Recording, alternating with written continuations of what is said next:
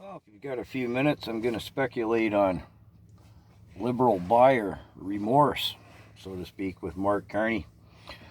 I think if the election had ran another month, Carney wouldn't have got in. There's too much coming to light, too many lies exposed, the money trail, etc., etc., and it would have more and more people would have realized that his whole campaign of "I'm Daddy to protect from the evil orange man" would have been dispelled as well. A little more preamble. The World Economic Forum fellow member Jagmeet Singh, they collapsed the NDP party to move those seats to Liberal. All the Greens pulled out their candidates except in one riding? And in conjunction with the mainstream media's massive propaganda campaign, despite all of this, the Carney-led WEF Liberal won a majority by less than 3% of the electoral vote. Again, I think another month it wouldn't have gone down, and they knew it. Anyways, buyer's remorse.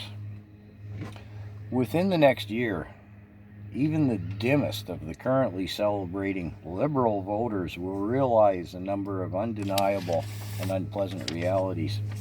Carbon tax.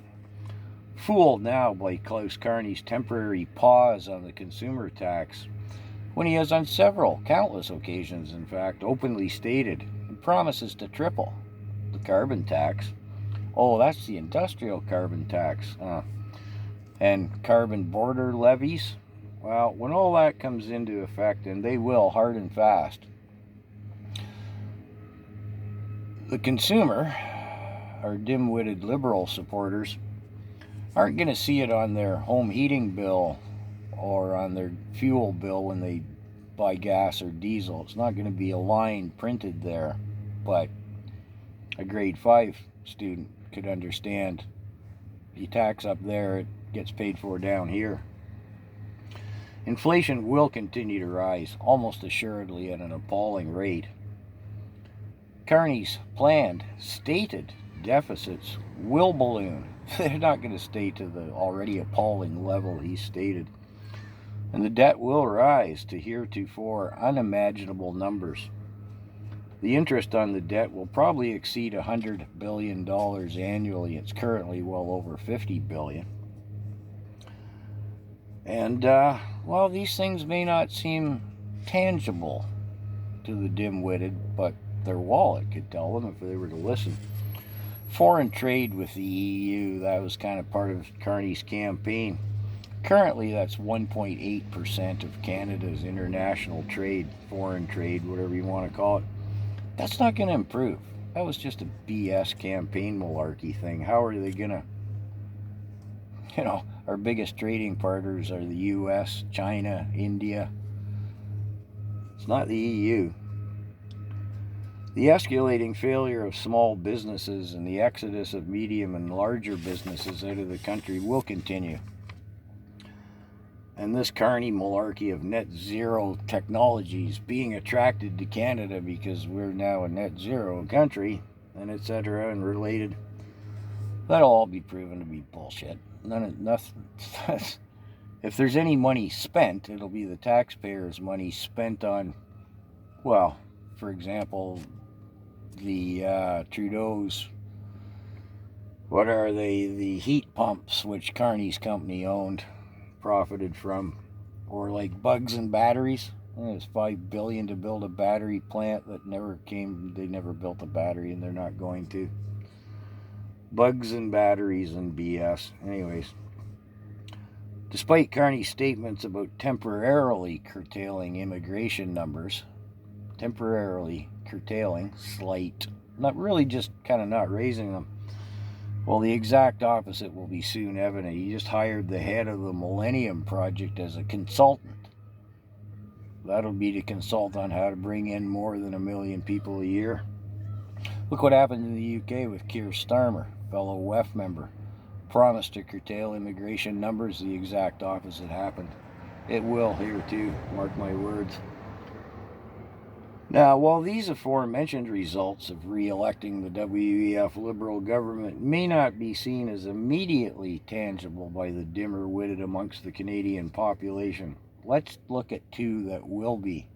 clearly, evidently tangible. Bill C-21. Carney stated that's a priority. Well, I'd say with confidence that the majority of owners of these items are conservative rather than liberal. There are, of course, plenty of liberal owners of these items. And when confiscations begin, and don't think for a moment any compensation will be offered, there's just a carrot. There is no carrot, sorry. There's just a stick. Well, even non-owners on both sides of the political fence will begin to catch on. This isn't even remotely about crime prevention. It never has. Sorry, I got to coach my terms a little bit here. Now we come to Bill C-63. Again, Carney, when asked about it, are you going to lose that bill? No, and it's a priority. Bill C-63, the Online's Harm Act, the anti-free speech bill. Oh, yeah. Well, when neighbors, friends, and loved ones begin to be persecuted by the Liberal government's appointed commission on what is hate speech, I've done videos on Bill C-63. You should read the bill in its entirety. Lots of other comments on Bill C-63. The clearly, evidently, it's not about the children, people.